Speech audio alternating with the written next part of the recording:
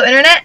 I just broke 42,000 words in my NaNoWriMo novel, so my rainbow chart's almost complete. This is my favorite time of NaNoWriMo, when you're like almost done, you can just feel it. Tonight, I have to finish this video, I have to film a video to put up on Thursday, because I'm not going to have time to actually film a video on Thanksgiving. I'm going to write 3,000 words so that I'm at 45,000 words and I won't feel guilty when I don't write over Thanksgiving break. And I need to pack because I go home tomorrow. I'll get to see my friends and my dad, which I haven't seen in 3 months. I'll get to see my brother, who I haven't seen since June because he had an internship over the summer and I had to come to school before he left. I'll get to see my mom, who I haven't seen in a month and a half because she came to visit me, which is really, really nice because I miss her a lot. And I am like jumping up and down excited to see all of these people that I love so much.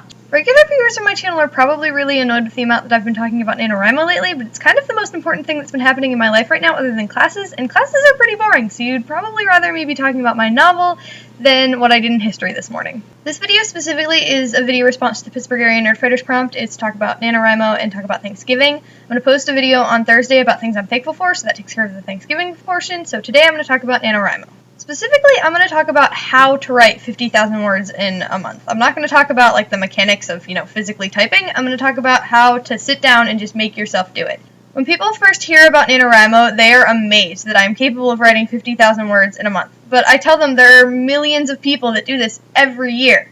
The biggest thing is to break it up. That's the first piece of advice I always give. It's only 1,667 words a day. I can do that about an hour. It's not that big of a deal. The second piece of advice is to turn off the internet.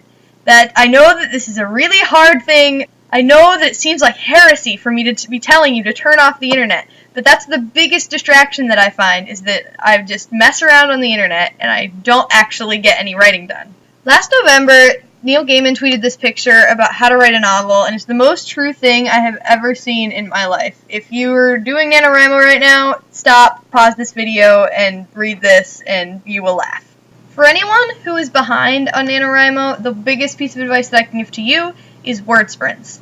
Word sprints are like God's gift to nanowers. What you do is you pick a specific time to start, and then you say, I'm going to write for 15 minutes. I'm going to write as many words as I possibly can in those 15 minutes, and I'm not going to stop, and I'm not going to look at the internet, and I'm just going to write and write and write.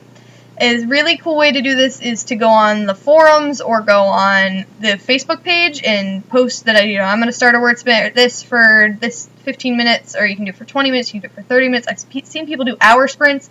I personally get really distracted and can't do hour sprints because I don't have the attention span for that, but I've seen other people do it and they get really successful with it. So if you do it with other people, it's really, really helpful. You get to see their word counts, you post your own word counts. You don't want to be the loser who only wrote like 30 words in the 15 minutes when other people are writing like 700 words. It's really, really encouraging. So those are my NaNoWriMo tips. Thank you for watching. You're awesome. Please stay safe this weekend in any of your Thanksgiving travels if you're in the US, or if you're outside the US and happen to be traveling this weekend. Please just stay safe. See you next time.